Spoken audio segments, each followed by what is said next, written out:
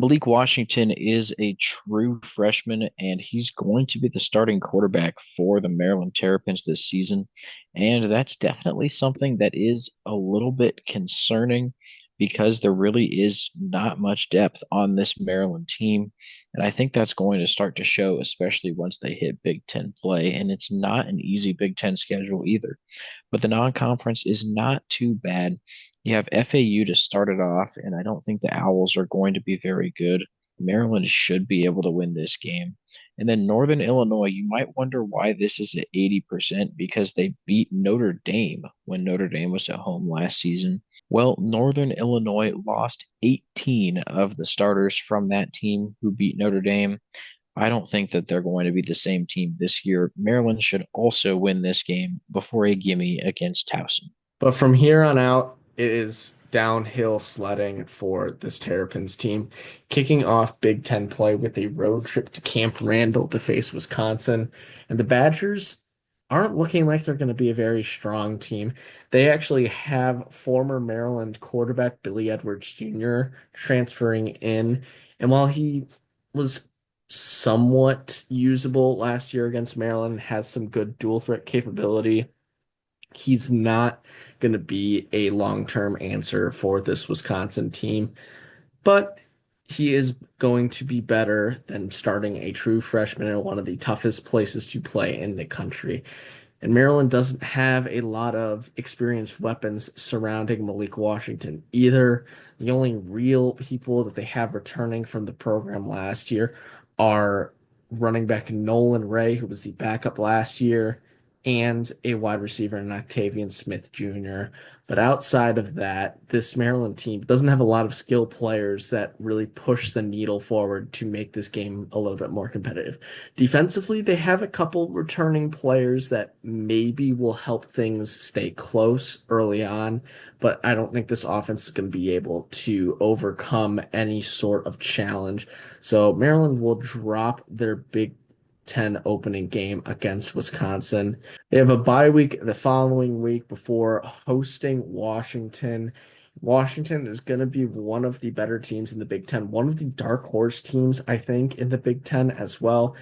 And that all hinges on the shoulders of DeMond Williams Jr., the starting quarterback for the Huskies, after he came in a few times as a replacement for Will Rogers when he was dealing with injuries and did play in Washington's bowl game and looked very, very good. So if he's able to continue his success from the end of last season, Washington's going to be in great shape. And even if he's not playing at that high of a level, he does have some people to fall back on, such as the return of starting running back Jonah Coleman, likely going to be one of the best running backs in the Big Ten after an 1,000-yard season last year. This Washington team, even though it is a long road trip, is just the more solid team. They have the better and more talented players compared to Maryland. I don't think an upset is on the table here, but it is a Big Ten game with a long road trip for the opposing team. So that's why it is going to be at 20%. But Maryland will not win this game, dropping them to 3-2. Then it's a matchup with Dylan Raiola and the Nebraska Cornhuskers. Raiola is expected to have a really solid season. I do think it's very possible Nebraska has some solid weapons on the offensive side of the ball. I don't believe Nebraska is completely back as a program yet, though. They have that blue blood status from their history, but for the last 10 years or so, they just have not been living up to those expectations. And until I really see it from them, I'm not going to predict them to do that, though I do think they will be improved this season. I just don't see them hitting double-digit wins. However, when comparing them to this Maryland team, they are significantly more talented just across the board.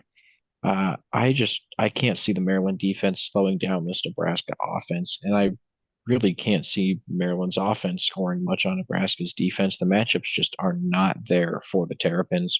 I think they'll fall to 3-3 here before a matchup with Nico Iamaleava and the UCLA Bruins.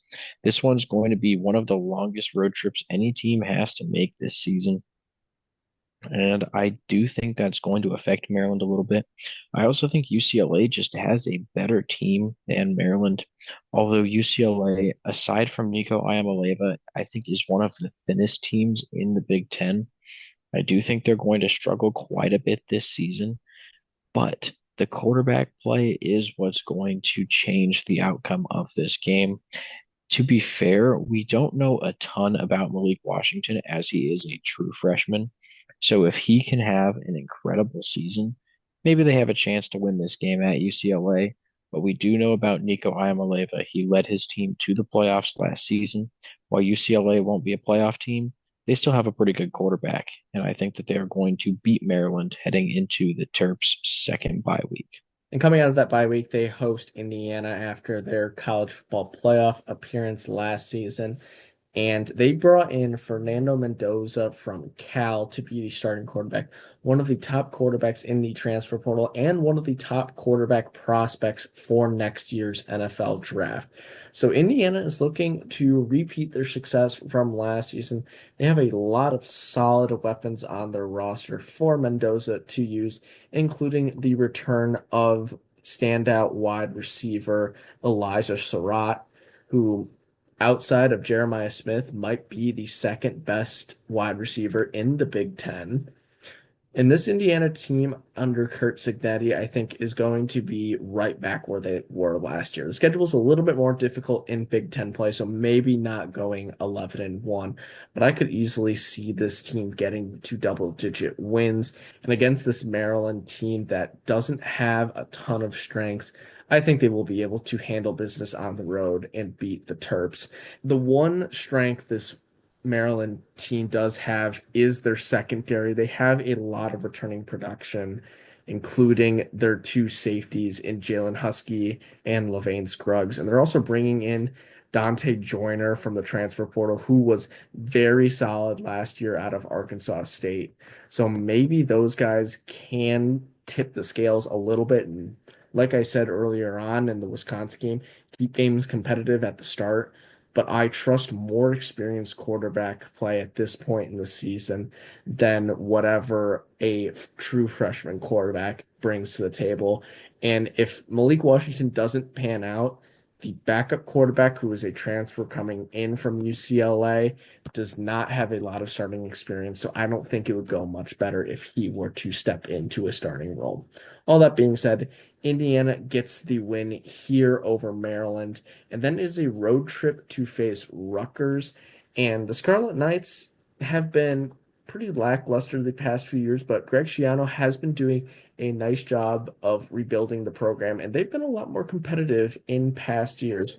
And really, I think they have another chance this year to be a pretty competitive team in the Big Ten with the amount of youth they have, but also with the return of starting quarterback Athan Kaliakmanis, who honestly might be one of the most underrated quarterbacks in not only the Big Ten, but in NCAA football.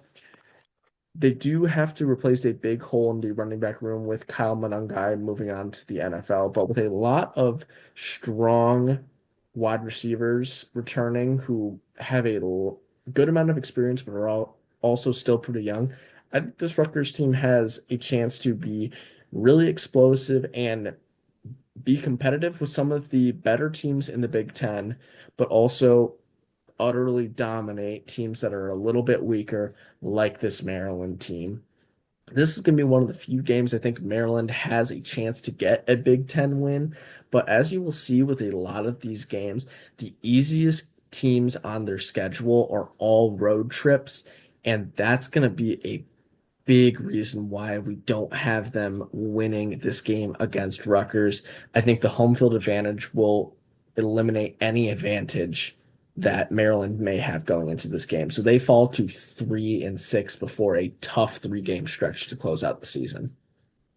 And that stretch starts with a road trip to Illinois, a team that a lot of people have in their way too early top tens. And I do think that Illinois is going to have a really solid team. You're bringing back one of the most experienced quarterbacks in college football in Luke Altmaier. And the team around him is also very solid, returning plenty of starters. This is a team that can push for a playoff spot. I don't want to get into too much about Illinois, but they have a couple tough games on their schedule, so it will not be easy for them. But I think the fact that we're talking about Illinois making the playoffs potentially and not that for Maryland tells you pretty much all you need to know about this game. Maryland is going to have a tough time on the road here, and I think that the Fighting Illini will absolutely run away with this one of the toughest games of the year for the Terps. And then it's a matchup with the Michigan Wolverines. And Michigan's going to be an interesting team next year. We're still waiting on the verdict from the NCAA for the sign stealing scandal. So Michigan's video will be out once we see that. But as far as our expectations right now, if nothing happens to Michigan, they're going to be a pretty solid team. They have a true freshman quarterback starting as well in Bryce Underwood, and he's expected to be quite a bit better than Malik Washington. So Michigan should have a pretty solid year, assuming they do not get punished by the NCAA. And we think they're going to be much better than Maryland. Even if they do end up with some sort of punishment, they probably still have a better team than Maryland. So I think no matter what happens, the Wolverines will end up winning this game, which extends the Terrapins' losing streak to 8 games. And their last chance to get back in the win column comes with a road trip to face Michigan State. And the Spartans are losing quite a bit on the defensive side of the ball from last year, which had some really, really solid players that had flashes throughout the season. But the big story last year and the really key thing going into this upcoming season for us is this offense led by Aiden Childs. Aiden Childs was one of the most athletic quarterbacks we saw last year, had great moments throughout his season, but was prone to turning the ball over quite a bit. But if he's able to develop a little bit more in year two at Michigan State and limit those turnovers and grow his connection with Nick Marsh after an incredible freshman year, the connection that they already have is so good, but if it's able to become even stronger, this Michigan State offense is going to be scary and one that is going to be able to compete with any other team out there. Even though the defense might be a little bit weaker than we have seen in the past few years, it's not really going to matter at this point in the season against a Maryland team that will have an offense that will struggle for most of the year. Unfortunately for the Terrapins, after starting the season off 3-0, they will drop to 3-9, not winning a single game in the Big Ten. And there's really not a lot going on for them that makes us feel like they can get even one win in the Big Ten. It would have to be on one of these tough road trips to face a team of similar quality like UCLA or Rutgers.